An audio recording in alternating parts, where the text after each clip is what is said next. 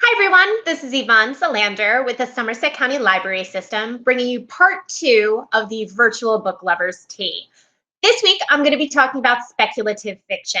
That's kind of an umbrella genre that covers fantasy, sci-fi, and horror. But you're not going to find spaceships or epic fantasy adventures here. We're going to keep it more on the science and fiction or fantasy and fiction sort of realm. I can't say the same about horror. So let's start with our science and fiction. And we're going to start with 88 Names by Matt Ruff. John Chu is the founder of Sherpa Inc. He hires talented MMORPG players. And that stands for massively multiplayer online game players. They help him help his clients navigate online games. Usually, rich people hire him so they can experience the really cool high level action and battles in a game without having to go through all the bother of building up a character of their own. All is going well until Mr. Jones contacts John. Now, John's worried that his extremely well paying client is an evil dictator trying to figure out how to harness the addictive power of MMORPGs to control his citizens. This is so much fun. The only way to describe this book is just fun. It reads and listens like a movie, and even those that aren't fans of video games, myself included, are thoroughly going to enjoy being immersed in this futuristic world that doesn't seem all that far away. Hench by Natalie Zena Walshatz. Never underestimate the power of an amazing spreadsheet. Working as a hench, Anna Tramadlove goes from one temp job to another. She gets a full-time position, and while on the job, she becomes collateral damage in the path of Super Collider. How much destruction have superheroes, Super Collider in particular, inflicted on henches, the general population, and property over time? Waiting for her shattered femur to heal, stuck on her friend's couch, fired by a villain because of her injury, she decides to crunch the numbers. She calculates how much superheroes have cost the world, and it's a lot. It's time to make them pay. Anna's calculations get her discovered by Leviathan, a supervillain, and that's when things get really interesting. This is a book where you want the bad guys to win because they are people you would actually want to work with and hang out with. Tired of all those dysfunctional workplace books? This is the most diverse, efficient, and fun workplace environment you will ever read about. Well worth a read or a listen for those who tend to be just a little bit evil inside.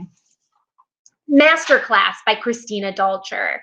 Elena Fairchild is a brilliant woman who teaches at a prestigious silver school. Her eldest daughter, Anne, attends a silver school as well.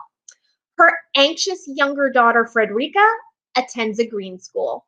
The first Friday of every month is always stressful because it's testing day, the day all students are reassessed and their Q scores are recalculated. Freddie fails, and the 9-year-old is to be bussed off to a yellow school in Kansas in 2 days' time. Elena decides to transfer and teach at Freddie's school herself. What she finds there is worse than she could have ever imagined. This book is going to bring on the sweats for anyone who did awful on standardized testing or any kind of tests, in school. Let's face it, some people just don't do well on tests. Doesn't mean they're not smart. It means they don't do well on tests.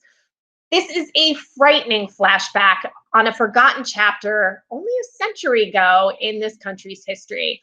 A time when eugenics was studied and discussed as a way of the future, kids were put into institutes for idiot children, and segregation was happening in many, many forms.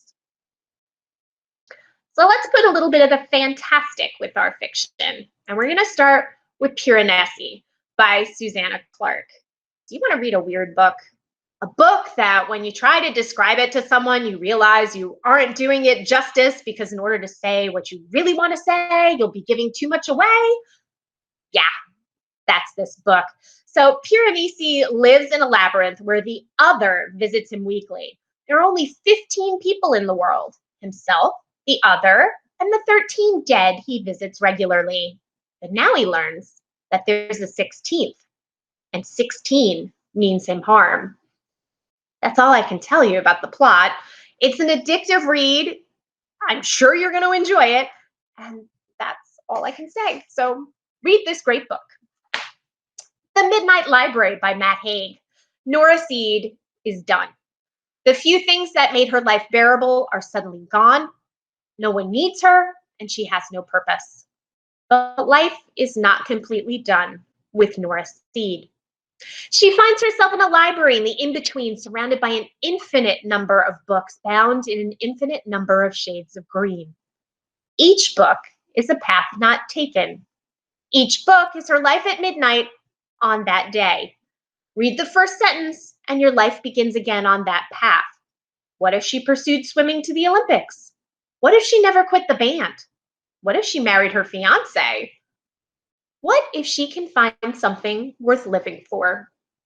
This book makes you examine all those choices you made throughout life and makes you want to kick all those if-onlys right out to the curb. Sometimes the best place to be is where you are. You just haven't figured it out yet. Witches are a thing in 2020, with more books being released this fall featuring witches.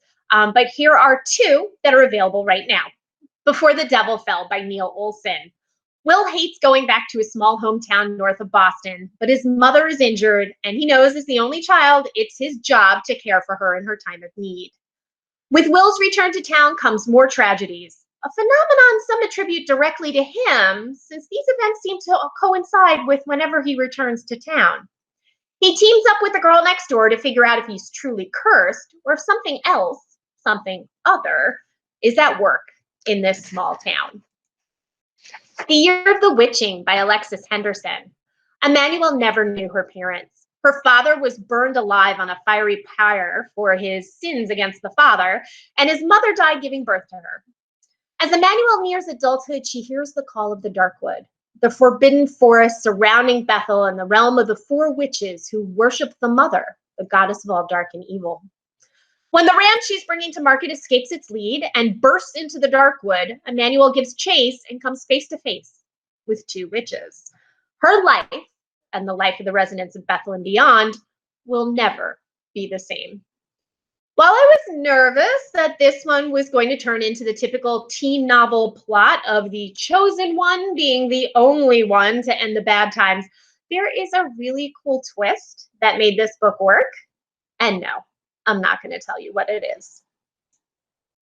So because Halloween is almost here, my absolute favorite time of the year, I'm going to share with you some horror books that came out this year to really help you out and put you in that Halloween-y type of mood.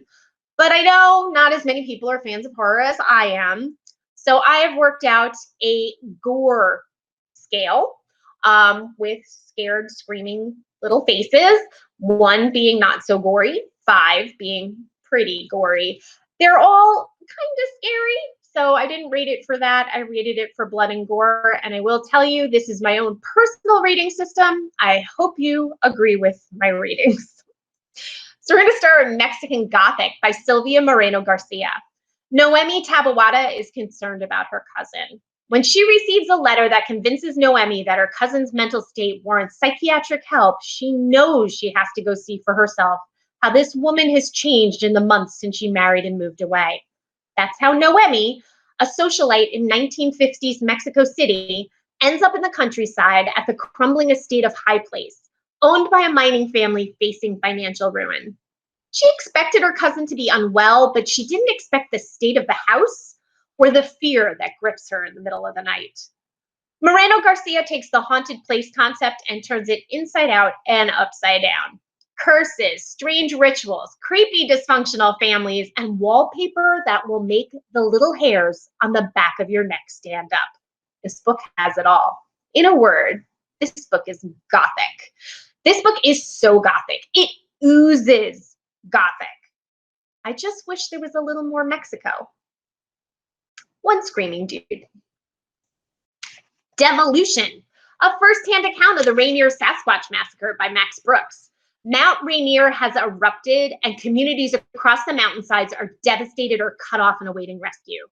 Green Loop is a small community cut off by a lahar that isn't even on the search radius of would-be rescuers. Completely isolated and self-sufficient to a point, they are still reliant on the internet and drone service for deliveries. They have power and water. They don't have internet. They think the weather and starvation are going to be their only foes. They wish that was all that was coming for them. Fleeing the destruction of their home also is a tribe of Sasquatch, and they are facing the weather and starvation too. This story is mostly told through journal entries found in the wreckage of Green Loop months after the eruption, and the way the story is told makes it seem real. After reading this book, you'll find yourself wondering whether or not there's any truth in that legend. I know after reading this book, I am not going camping anywhere near the Rocky Mountains anytime soon. The Southern Book Club's Guide to Slaying Vampires by Grady Hendrix. It's the 1980s in Charleston, South Carolina, and Patty is bored. She enjoyed her career as a nurse, but when she married her husband, she gave up nursing to raise their 2 children. Not being the typical Southern lady, she doesn't really enjoy the genteel company of most of the neighborhood women, but she loves her book club. These 5 ladies get together to discuss the books they adore. True crime.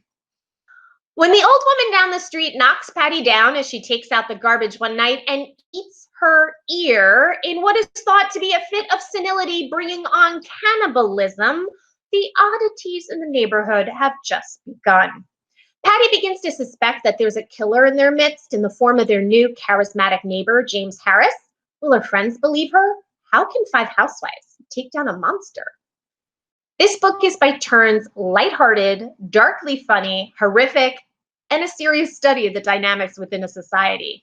I found myself getting livid over the way the husbands treated their wives. They're capable of running a household and raising their children, but they couldn't possibly have discovered a serial killer. And don't even get me started on the deaths in 6 Mile. It's an all-Black community outside of town. Deaths of children that go unnoticed because of their color of their skin. And the one time an outsider decides to help, thinking she knows how the system works, she causes more harm than good. As mad as this book may be at times, I still cannot recommend this book enough. Not too gory, but pretty darn scary in parts. The Return by Rachel Harrison. 2 years ago, Julie went hiking alone in Acadia National Forest, and she disappeared. A little over a year ago, there was a funeral for her. A year after that, Julie returned. Her friends decide to have an October reunion at a kitschy hotel in upstate New York to celebrate Julie's return. When Julie arrives, her friends are a little shocked, but they're desperately trying to hide it. Julie seems different. She was a vegetarian and now she's eating extremely rare steaks. Her teeth are just bad. Some have fallen out at the dinner table. And then there's the smell. The friends know this is Julie. They've quizzed her. She knows things only Julie would know, but they're beginning to think that maybe she isn't Julie at the same time. So then who or what returned from the forest? This book is not that gory, but this author can describe a bad smell like nobody's business. It's wow. She's amazing in a very scary, gross way. The Only Good Indians by Stephen Graham Jones. 4 friends went elk hunting on the last day of the season a decade ago. They knew they weren't supposed to hunt on the land reserved for the elders, but it was the last day of the season and the elk were right there.